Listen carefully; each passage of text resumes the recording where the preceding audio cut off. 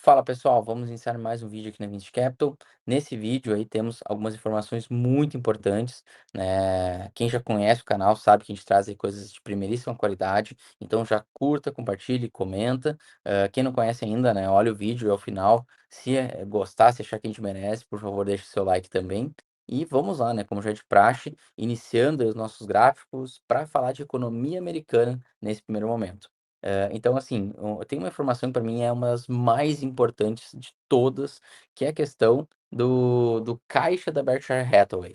Berkshire Hathaway, para quem não sabe, é a empresa do Warren Buffett, talvez o maior investidor de todos os tempos. Não está mais à frente dos negócios, mas obviamente a sua filosofia, os conceitos ainda estão lá. E o Warren Buffett, né, ele é reconhecido por ser um value investor, ou seja, ele é um investidor em empresas que geram valor. E quando eu tenho um investidor com esse perfil, com um caixa de 382 bilhões, que é um recorde disparado da empresa, se a gente considerar inclusive em termos de percentual sobre o total de patrimônio da empresa, é o maior percentual de todos os tempos também.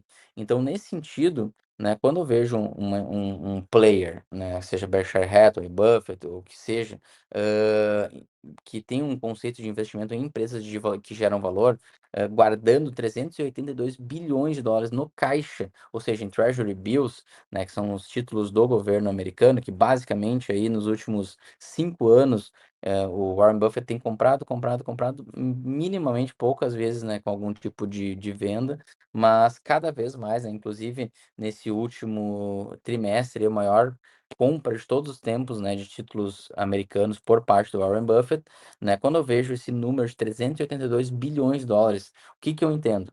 Que o mercado está caro, que ele não está encontrando boas empresas para comprar e está preferindo deixar o dinheiro dele, né, gerando um juros, mesmo que, né, atualmente é muito bom, mas mesmo, né, como lá em 2019, 2020, a taxa de juros era quase zero, e mesmo assim ele preferia deixar o dinheiro dele em caixa como reserva de oportunidade, né? Então isso é muito importante porque, né, obviamente um player como esse sabe o que está fazendo e eu tenho, né, para mim, na humildade de informação, né, na humildade de assimetria de informação, eu não tenho nenhuma pretensão de ter mais ou até mesmo perto da quantidade de informações que uma Berkshire Hathaway tem. Então, se eles estão fazendo isso, se eles estão guardando dinheiro, se eles estão esperando uma oportunidade, é porque eles estão vendo, né, no médio prazo, uma situação complicada.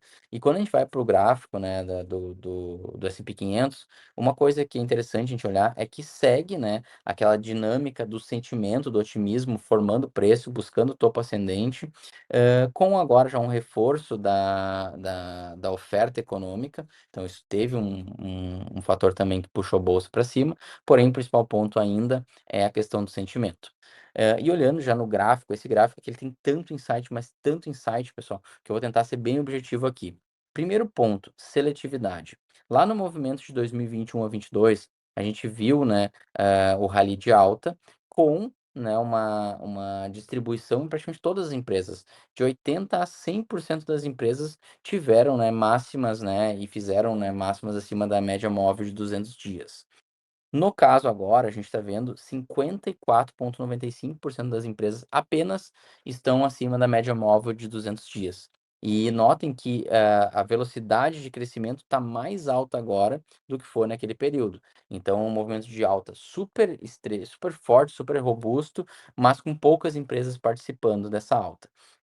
Então, esse gap que a gente tem aqui entre o preço atual do S&P 500 e a média móvel de 200 dias é uma média móvel, né, que teria um momento, né, que teria que ter muito mais empresas performando acima, né, da média móvel de 200 dias. Então isso é um risco, seletividade sempre é um risco.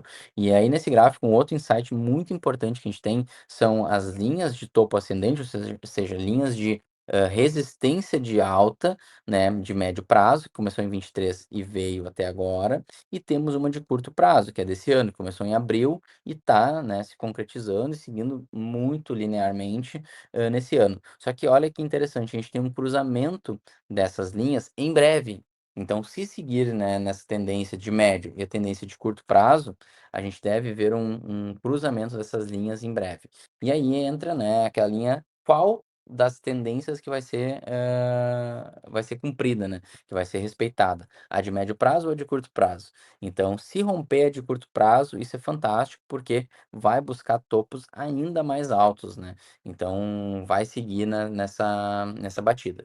Se há se começa a respeitar apenas a linha de médio prazo, isso provavelmente vai impulsionar uma correção de curto prazo, podendo até buscar a média móvel, que hoje está próximo a 6.000 pontos, né. Então, é 1.000 pontos aí da bolsa americana praticamente que a gente tem de correção.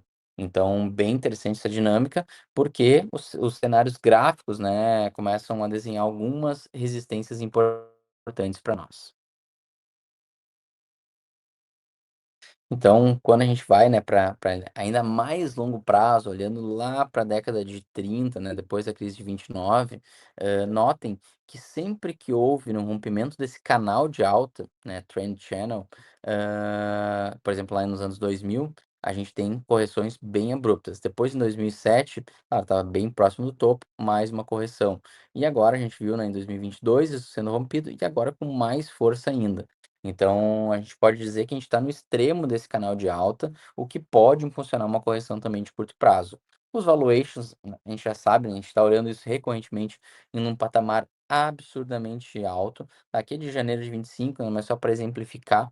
Então, há uma correlação direta com 29, 66 e 99. Então, a bolsa aí americana cada vez mais cara. E quando a gente olha, né, uma das métricas também, que é uma das minhas preferidas, que é o cruzamento do agregado monetário M2 com a Nasdaq 100.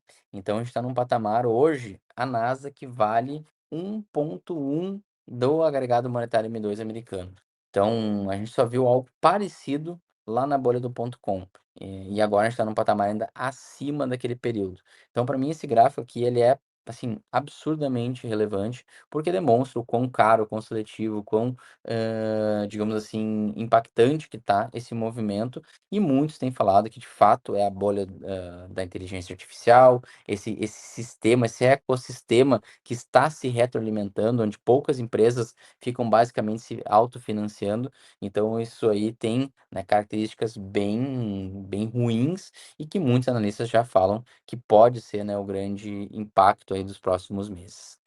Já em relação, né, ao que sustenta esse movimento, basicamente é isso, né, pessoal, lucro. Então notem os lucros recordes, recordes, recordes atrás de recordes, no setor tech, enquanto o restante, né, do mercado americano também está numa trajetória ascendente, porém, né, muito abaixo, né, da média das empresas tech, principalmente Nvidia, né, Nvidia com uma lucratividade surreal, né, não é à toa que é a empresa mais valiosa do mundo hoje, né, em um patamar bem esticado de, geração de lucro, né, profit margin. Então isso é muito, muito, muito interessante. E eu acho que nesse ponto aí a gente consegue, né, tirar alguns insights bem relevantes para iniciar a semana muito bem informado e sabendo o que vai acontecer nos mercados. Bom, pessoal, agradeço demais quem ficou até o final da call, quem gostou, curta, compartilha e comenta. E vamos, né, para mais um vídeo aí, nessa semana que vem, né, muita coisa acontece na economia, a gente está sempre aqui atualizando vocês. Grande abraço, até a próxima.